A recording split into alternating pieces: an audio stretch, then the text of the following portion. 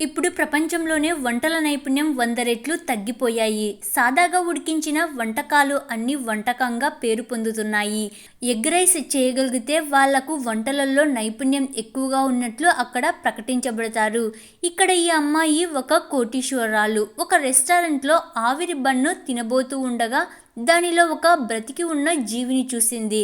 ఆమె కోపం తెచ్చుకోకుండా అక్కడ ఉడికించిన బంగాళదుంపలు ఇంకా అక్కడ కొన్ని ఉన్న వంటకాలను డిషెస్ ను టేస్ట్ చేసింది. పక్కనున్న టామ్ అనే వ్యక్తి ఒక ఫుడ్ డెలివరీ బాయ్. ఈ మనిషికి అది చాలా ఆశ్చర్యంగా అనిపించింది. అతను సైడ్ నుండి నవ్వుతూ ఉన్నాడు.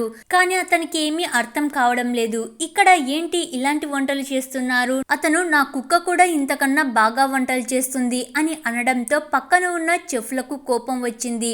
మంచి వంటకం చేయకపోతే నిన్ను ఇక్కడి నుంచి వెలివేస్తాము అని అతనితో అంటారు. టామ్ ఒక బంగాళదుంప తీసుకొని తొక్క తీసి సన్నగా తరిగాడు. చెఫ్లు బంగాళదుంప తొక్క చూసి ఆహారం వృధా చేస్తున్నాడు, ఎందుకు ఇతను ఇలా చేస్తున్నారు అని అనుకుంటూ ఉన్నారు. టామ్ ఎవరి మాటలు పట్టించుకోకుండా వంట చేయడం స్టార్ట్ చేశాడు. ఇప్పుడు బంగాళదుంప వంటకం తయారైంది.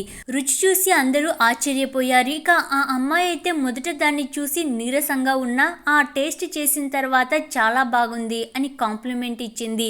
నువ్వు ఇప్పుడు 60 లక్షలతో జాతీయ చెఫ్ పోటీలలో పాల్గొనొచ్చు కదా అని అతనికి సలహా ఇచ్చింది. పోటీలు స్టార్ట్ అయ్యాయి. పోటీలలో మొదటి పోటీదారుడు ఉడికించిన ఉల్లిపాయలు, రెండవ పోటీదారుడు టమోటాలతో చేసిన చక్కెర నీరు, మూడవ పోటీదారుడు టామ్ మాజీ ప్రియురాలు లీలా కష్టమైన ఎరుపు ఆకుపచ్చ మిరప సలాడ్ను ఎంచుకున్నారు. ఇక టామ్ ఎగ్ రైస్ను ఎంచుకున్నాడు. అది చూసి అందరూ ఆశ్చర్యపోయారు. ఎందుకంటే ఆ వంట అందరికీ రాదు. అది చేయాలంటే చాలా కష్టం. ఇతను ఖచ్చితంగా ఓడిపోతాడు అని అందరూ అనుకున్నారు. అరగంటలో ఇతరులు తమ వంటకాలను తీసుకొని వచ్చారు. ఉడికించిన ఉల్లిపాయలు,